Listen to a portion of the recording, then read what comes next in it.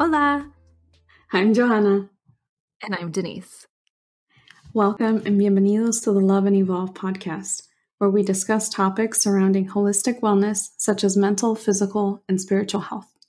Before we begin, a quick disclaimer. Love and Evolve Wellness Podcast is a community space for conversation, growth, and healing. However, it is not a substitute for professional mental or medical care. El podcast no sustituye ayuda psicológica o médica. We encourage you to seek resources and support in your community. We love you, los queremos mucho, and you matter to us. Thank you for listening, and on to the show. Jo here. Hello, Denisse. So we wanted to come back on here after recording our episode on the 5 love languages. And part of the reason we decided to do that is so that we can share a little bit more about what we feel we didn't get to mention in our episode. And part of that is that we feel like there was a missed opportunity. And with 5 love languages, what's really important to note is that this was a framework that was developed by the author Gary Chapman.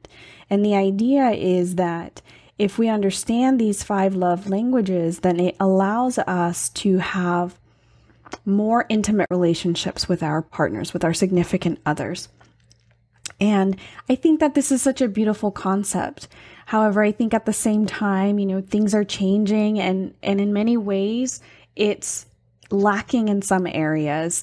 And I think that one of the things that I took from reading this is that we can expand it to apply to other relationships, not solely marital relationships. And the one that I care most deeply about is self-love and self-awareness. And that is sort of what we really hope to make sure that we can share with you all, that it is important to understand these concepts, but also to really see how it can apply to ourselves and our unique situations. Yeah, well said, Jo. I think you've said it all right there. And the only thing I'd want to add is that self-love is such a huge umbrella, is similar to how trauma is a huge umbrella. So to try and capture everything in one episode was also quite daunting. We want to talk about loving yourself and, like Jo mentioned, and expanding that concept of relationship, that it's the 5 love languages can be outside of a marital kind of relationship. Relationships can look and live in so many different ways, and how you love yourself is just one of those. So one of those branches of a tree, if you will, to just look at it that way. And also acknowledge that self-love is a privilege. It's like self-care, right? Mm-hmm. Yeah, absolutely. And I think one of the other things I want to mention is that often when people hear the word privilege, it's easy to cringe, or it's easy to want to look away or not, like, oh, here we go again. But the reality is that it's such a big part of everybody's lives in some way, shape, or form. We all carry some kind of privilege. And it's important to recognize the areas that we have it in, because if we don't, then we're participating in the problem. Yeah. And I think that with self-love, it's easy to say, like, yeah, just, go get yourself something nice, or go into a luxurious spa or something like that. But I really feel like there are small things that we can do that can still also demonstrate self-love in a way that is not going to break the bank or be out of our constraints. Yeah. And that we know that it's not always as simple as just love yourself, right? It's like telling someone who's worried, just don't worry anymore. Yeah, that never works. No, it doesn't. So we also didn't want to minimize this kind of a journey, that it's not that we're saying, well, you just got to be like, I love me, and that's it. That we understand and know that it's way more than that, much bigger process. So the goal of the episode, to reiterate that, is that it is to expand on the 5 love languages and to incorporate that into how we show love to ourselves. Yeah. Enjoy. Enjoy. Hello, hello, hello. Hola. Hola. Hello, everybody. Welcome back to the Love and Evolve podcast. Welcome. This will have been a week off. So when you're listening to this, we will have been away for a whole entire 7-day week. Yes.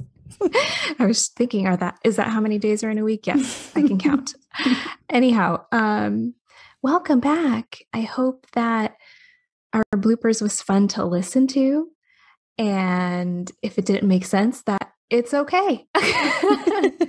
Some things may be fun to us that may make no sense to anyone else, but we just thought it would be fun to put that in there to share a little bit about ourselves and, just to mix it up and have a little fun. And we also created a quick little, well, not quick, but we created a video of the bloopers that we mentioned in our last episode. So if you're curious about what that looks like, go and check out our podcast page on Instagram and go see us be silly. Yeah. So if you did listen to the episode, the behind the scenes, that video will make a little bit more sense because then you'll realize, oh, okay, now I see what they were talking about. I can actually see it on my phone playing out. So. Speaking of which, how do I sound now? You sound amazing, like you're in a recording booth. Oh my goodness. Can anyone notice the difference? Well, I will tell you this. I received your links on learning more about my microphone, and they were super helpful. And what I discovered was that the entire first couple episodes that I've been recording have all been done with my microphone upside down. How is this possible, you ask? Both of the sides look the same. The difference is that one side has a logo and then the other one does not. The way that I was positioning the microphone, I guess, was the back of the mic. So when I was speaking into it, it was probably creating a barrier and it probably sounded very muffled, as you probably already know. Well, we're so excited. I know I'm excited. I can hear you loud and clear. And, it's all about the process. It's part of living in two different states, not recording in the same place. It's a process. That's it. Not knowing much about technology. I tried my best, and I have now a new computer. Thankfully, I had a little bit of savings for that because my other computer started crashing with the editing and holy moly. So there was microphone issues. I had edited one and I was able to clear it up a bit and then I lost it. Said, self, it's okay. It's not the end of the world. It's all right. And the show will go on, and it did. And we are here ready to bring you more Love and Evolve. Yes, we are here and ready. So I was thinking we'd tell you a little bit about our topic today. And today we are going to be talking about love languages. You've probably heard about this already, and this is coming from Gary Chapman's book, The 5 Love Languages. And the idea is that there are key components to a successful marriage, is the way that the book puts it. But in my opinion, it's for a successful relationship. And the 5 love languages that the author mentions are words of affirmation, gifts, acts of service, quality time, and physical touch. So yes, so these 5 love languages are ways that we communicate our love for others and the way that we receive love. And they're not necessarily the same. And so the first one, we'll kind of go through these just to give an example of each so you have an idea. The first love language is words of affirmation. And these are words that you say to another person that will encourage, affirm, or empathize with what they're going through. We're listening actively, and we're trying to genuinely understand the other person without thinking about how this is impacting us, just being present. Mm-hmm. And ways that we can show this is through sending a sweet text. It might be writing a note. Something that's unexpected, something that just popped to my mind right now is that song, by Stevie Wonder. I just called to say I love you. Yep, something like that. It's something that's unexpected and sweet and like that just makes you feel loved and seen and valued. Yes, yes, yes, yes. The next one is gifts. And this one's probably the most easy to explain. And essentially, it's being thoughtful in the gifts that you're giving, and maybe the gifts that you receive are thoughtful. It could be going out on a date, buying a loved one a nice little gift, buying some chocolates, or maybe they've been keeping their eye on this gift that they've wanted for a long time, or this new game they want to get. Yeah, it's showing that you're picking up on details, that you're listening. Again, something that feels like it's unexpected, right? So it's like, say, for example, I mentioned that I love this one cake that I tried at this bakery, and then being surprised one day with this cake and thinking, oh, I had no idea that you even realized what I was saying. I was just kind of rambling on, and you really picked up on that detail. And thank you so much for thinking about me and giving me this gift. Exactly. The third one is acts of service. Acts of service is a language where you express love through getting things done for your partner. So It might be something like, that your partner's been meaning to get the car oil change, and then you go and set it up and you take the car and you get it done without even being asked. You just kind of go and get it done, because then it's one less thing that person has to do. That speaks to my heart, let me tell you. I like to be on the receiving end of that kind of love. Very much so. Say more. Yeah. So like groceries, I don't like shopping for food. It stresses me out so much. I can't stand the lines, the aisles. It's just, I want to eat, but I don't want to go to buy it. Thankfully, my husband's great at getting groceries, but I will have to go eventually. Oh dear. But yes, those kind of things just, I really do love feeling like appreciated in that way when I am expressing some kind of a stress, or maybe it's not necessarily that, but it's like, we all have areas that where we excel at, or we're like, okay, this is my area. I'm good at doing this and that. And so it's kind of like that, where you find, like in my relationship, at least with this scenario, it's like, he loves Costco. Cool. That's going to make you happy. So he picks that side up, and for me, I like having a clean bathroom. He hates cleaning the toilet. And I'm like, I'll do that. Right. So it's just like a give and take, or I don't even like putting it that way, but it's stepping in where the other person would feel more stressed out. And you would be happy to then relieve that stress for the other person. Oh, that was so cute. The next one is quality time. Aww. And this one is about communicating that you want to spend time with the other person, but it's not about saying like, okay, we're going to go on a date, or we're going to go binge watch TV. Like that might be a thing that you share together.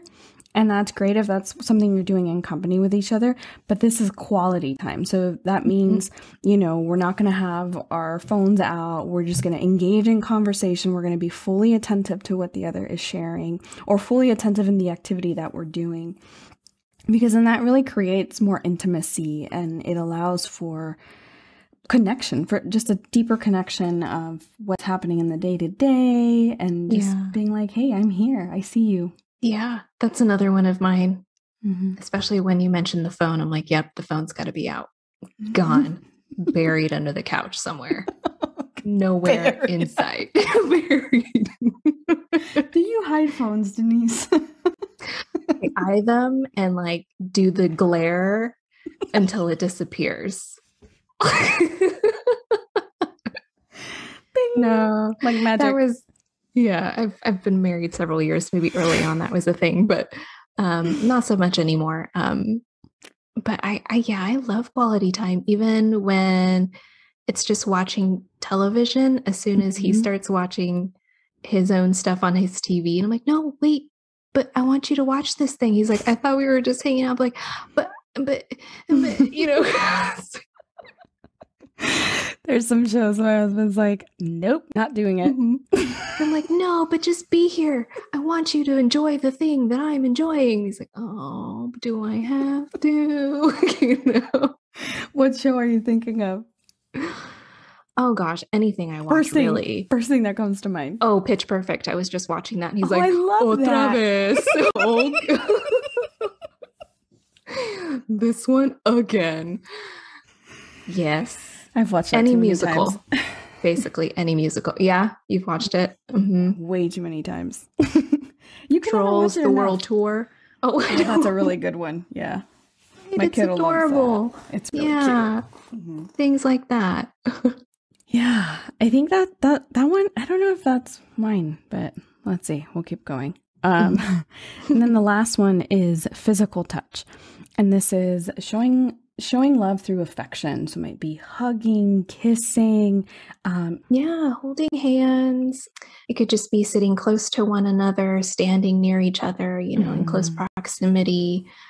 So yeah, it doesn't necessarily have to be like, you know, if you've got to be like a hugger and always want to have that person's hand in your hand, right? It doesn't have to be that, or like beyond that, it's more of being within each other's presence, if you will. You know, when you're like at a party and you're with a significant other, you both are talking to separate people across the room, but you know you're in each other's space, and just knowing that that other person's there, that just feels reassuring. So I think I read somewhere that that touch doesn't necessarily have to mean actual physical touch, but it's like that feeling of connection.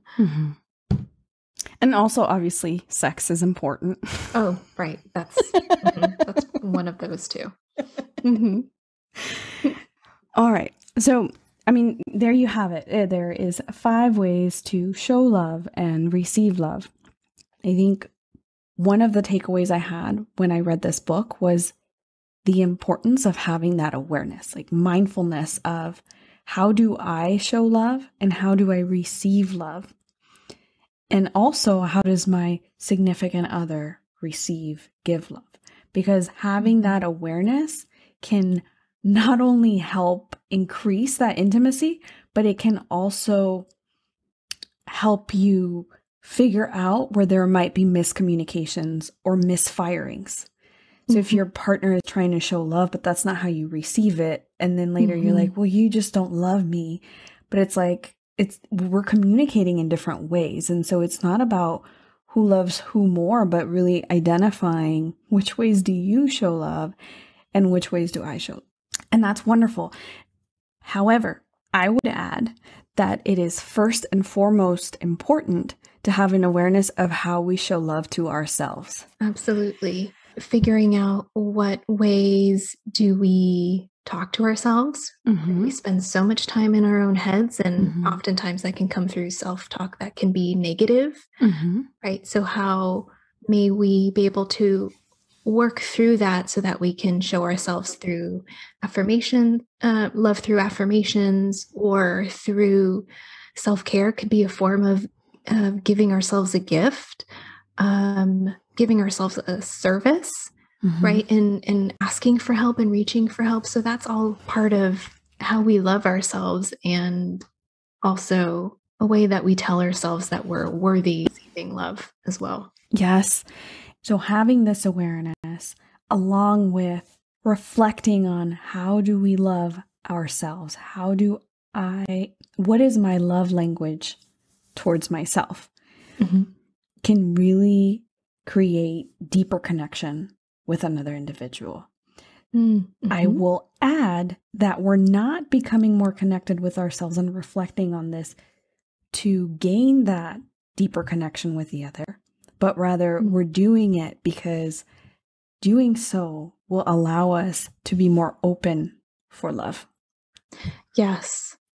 That is a very important point, that it's not about trying to get someone else to love us or show us how to love ourselves, but more so, how do we love ourselves so that we can then be present to ourselves and therefore more present to others and receiving all around. Yes, that's exactly what I was saying. Beautiful. So now that we have these 5 love languages and we have better understanding of what they are, I want to ask you, do you demonstrate self-love in the way you seek and need it in your day-to-day? The love languages in which I receive love are words of affirmation and physical touch. So then I ask myself, how do I speak to myself? If we're talking about words of affirmation, then how do I speak to myself? Am I saying, you did great today, amazing, you did your routine today, or you cooked breakfast late, but you killed it anyway? What is my self-talk? And if my self-talk is negative and I'm expecting my significant other to have a positive words of affirmation towards me, then that is highlighting that there is deeper work that needs to be done. Yeah, as if you're relying on someone else to fill that space for you, right? Yeah. And if we don't get around to doing that work or seeing that we're relying on someone else to fill that and give that love to us, that we're going to go into that cycle and repeat that throughout other relationships to continue to seek that. So it really is important to start with ourselves. And another thought that came up as I was listening to you when you were mentioning how we talk to ourselves, if you're telling yourself negatively, like, gosh, I did so poorly this morning when I was trying to prep my day, and say your significant other comes in and tries to give you words of affirmation and show you love that way and say, oh, wow, it was a really tough morning, but you really did pull through and I love you so much. And, I appreciate all your effort and, saying things like that. And then you say, oh, you don't mean it. Right. That can also be something else where we're almost getting in our own way. But do you know what I mean?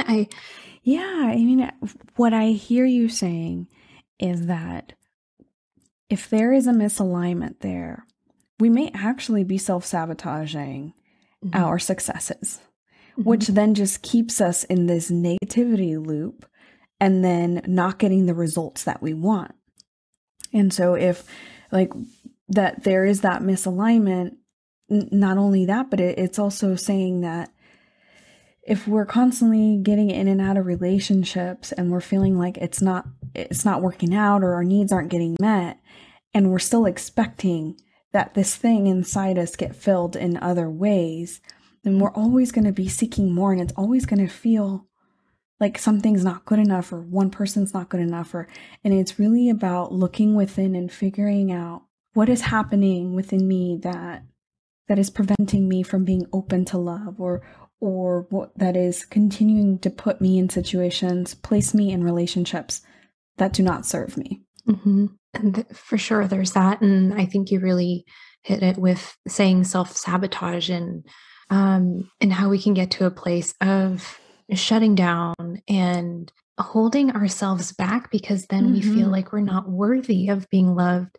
So then we act in ways to confirm that belief, that really isn't true, because you are worthy of receiving love. But it's like our mind is trying to tell us, yeah, that's right, and feed into this negative loop and this self-talk that we've found ourselves in. Well, I think too, what happens is that, this is going to sound a little strange, but it creates safety and comfort in what we know. Our brains are programmed to keep us doing the same thing that is going to keep something familiar. So for us to expose ourselves and push ourselves to figure out, how do I truly receive love? How do I authentically receive love? And if that is in misalignment with what we're in, then that can have repercussions. And so rather than facing that, then we keep ourselves stuck in this loop. Yeah.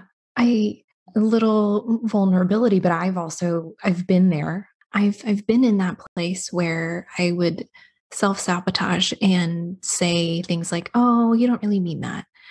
And it almost comes out as a like this, what's the word called? It's just like a reaction. Like I say it even before I realize I'm saying it because it's such a pattern. So this used to happen where I would say, "Oh, no, you don't mean that." So much to the point where the other person would say, "Well, if you're not really taking my words, here I'm trying to show you love and you keep shutting me down." At some point, that person, they can lose hope and they feel frustrated themselves. And, so I can totally relate to what that's like. And also knowing, almost like I'm observing myself and going, why did I just say that? Like, no, take it back, reel it back, and how hard it is to start to interrupt those patterns and build new ones. And that it certainly does take time. And sometimes it takes a couple relationships, to then figure the thing out. So, along with that, I know we can be really tough on ourselves when one relationship doesn't work, but it's a huge process. It may not happen in the one that you're in, that you're hoping it to be with, it may take a couple tries. Yeah. Thanks for sharing that, Denisse. I know that I've had my share of of self-sabotage. And it takes a lot of deep self-reflection and digging and digging in places that we don't really want to go to, because it pushes us to face our deepest fears. It might be that our deepest fear is that we feel unworthy of love, or that we feel like we're not good enough. And the reality is that we all deserve to be loved. That is our birthright, to be loved, to be seen. And so then when we get to this place of like identifying what our authentic needs are and how we receive love, then from that point, we can start to do some trial and error. So this brings me back to the whole acronym: mindfulness, adapt, evaluate, modify, where we have this awareness of the love languages. Start observing yourself and figure out, how am I showing it? How am I receiving it? As well as reflect on, is this how I authentically receive love? Or is this how I'm receiving love because that is what I think I should be receiving? And that's the mindfulness piece. And then we move along with, okay, I now know what I authentically need and how I authentically need to receive love. I'm going to communicate that and then implement it in my day-to-day and just see what happens. We're adapting our love language and to see what works and what doesn't, and experiment with it. Maybe we need to start over. Maybe we need to say, I'm going to try words of affirmation this week or today. I'm going to try gift giving this day, or I'm going to try acts of service. Explore each of them and figure out which ones feel good to you, which ones are making you feel fulfilled and making you feel like your needs are being met. And then evaluate, how did that go? And just trying things out and figure out what is you. Yeah, really going on this journey of trying what works for you and for yourself. And then once we've sort of figured out what that looks like for us, we can start to look at, what does it look like in other relationships? How does it look like in my business relationships, in my friendships, in my family? And really kind of identify like what I'm comfortable with, what this is a form of self-care. To do this work and figure out what your needs are and how you receive love can also help you develop really strong boundaries, which then just, levels up your self-care and your self-love, because you're allowing yourself to make those decisions. And I feel like it makes us more empowered to make those decisions rather than just going along with what people expect we need. Yeah, knowing what you need versus what you think someone else needs from you, right? It is very much more empowering when you know, this is what's going to fill my cup and I'm doing it for myself. And if we whatever partnership that is. It could be friendship, it could be work related, doesn't have to be this love kind of relationship. It's way more empowering when you know your side of things, and then knowing that you're willing to engage in a interaction with someone else, knowing those needs first. I think it also makes you more open than to receiving and giving as well. Absolutely.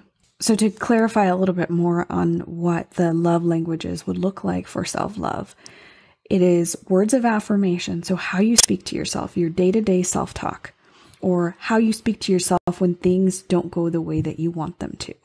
And then we have gift giving. So is there something that you've really been wanting for a long time, but have found reasons to excuse not to get it, and you have the ability to get that gift?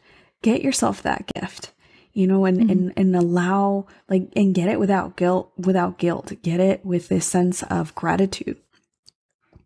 And then acts of service would look like, what is the thing that has been on my to-do list that I've been putting off because it's stressing me out and I just can't, it's too much. Find one piece of that you can do. That is an act of service, of self-love towards yourself, because it's removing that weight that is taking energy where you could be using that energy for doing something you love. It opens up the channels for you to do other things that you really want to do. And then quality time. Is there something you love, a hobby? How much time are you investing in that? So quality time would look like, I really love books, but I haven't read a book in a long time. Okay, so then setting time, making that intention to read a couple pages a day or a couple pages a week, whatever is going to work for you. And then we have physical touch. And this one's always like, oh, wait, but what does that mean? And the reality is that there's so many different ways to show love for ourselves through physical touch. And so that could be self-pleasure. That can be a really long shower. Yes. Right. It can be getting massage, going to get adjusted at the chiropractor, giving yourself a hug, exercise, yoga, body movement. All of these ways are ways that we are showing our body physical touch. I'd like to add even doing nothing, rest. That can be a service. That can be a gift. And your gift to yourself also doesn't have to be something that is coming out of your wallet. Right? It could be gifting yourself time in nature. So those last three kind of almost can interchange a bit, right? Giving yourself a gift or doing something of service. Because you can also reach out to help. Because maybe there's something that you need to do, but you have support and someone else could step in and help you with that. Because it can be hard to reach out for help, but it might ease the load or the pressure off yourself to do that. And what was the last one you mentioned? Physical touch. Oh, and that one. Yeah. I mean, again, that could also be interchangeable with giving yourself a gift. Maybe you're sitting on a tree and you're connecting to, I don't know, you're gardening, right? You're using your senses. I love hugging trees. Oh, I know. I love the feel. And this is another way to self-love and physical touch, because you're doing several things. You are connecting to nature. You are channeling the energy. You are receiving the love and abundance that is on our earth and our planet. And it's just such a beautiful way to keep you grounded. So if you find a tree that you like, go hug it. Please respect the tree. Yes. Don't tug on it. So there you have it. There are many ways to self-love. You have 5 key ways that you can do this. Please, please, please take time to, even if it's just to consider what this might look like for you. That is a big, big first step. Yeah. And it is okay to start with yourself. I know we just had the holiday of Valentine's Day, and sometimes that can get us feeling lonely and down about ourselves. But remember, we need ourselves first and foremost. We need to be there for ourselves. Yes, we need love from others, but you are not defined by a relationship you have with someone else. So it just so happened to fall that we're recording this in February and it's going to come out in March. But love is a good topic at any time. doesn't have to be set forth by Hallmark. So begin with you, find out what is your love language, and then that'll open things up for relationships if that feels right for you. So today we talked about the love languages that were created by Gary Chapman. And those 5 love languages are words of affirmation, gift giving, acts of service, quality time, and physical touch. In our episode today, we explored how this framework can really help us find ways to self-love and identify where there might be room for growth and expansion on how we show up for ourselves. And if this feels overwhelming, you can always bring it down to 2 questions. What is your love language? How do you receive love? And do those align with your experience right now? So we invite you to go out there and do some self-exploration and observation on how you relate to others, how you relate to yourself, and be compassionate with yourselves in this process. This is a lengthy journey. Enjoy it, all the ups and downs. We are here for you. We're here to support and love you. And thank you so much for continuing to support our podcast every single week. Bye. Un beso. Besitos. We thank you for sharing your time with us and for listening to the Love and Evolve podcast, where we share tools, resources, and education on topics that cover holistic wellness, encompassing mind, body, and spirit. Find details on how to stay connected with us in the show notes. We'd love to hear from you. Les damos un fuerte y enorme abrazo. Mwah. Mwah.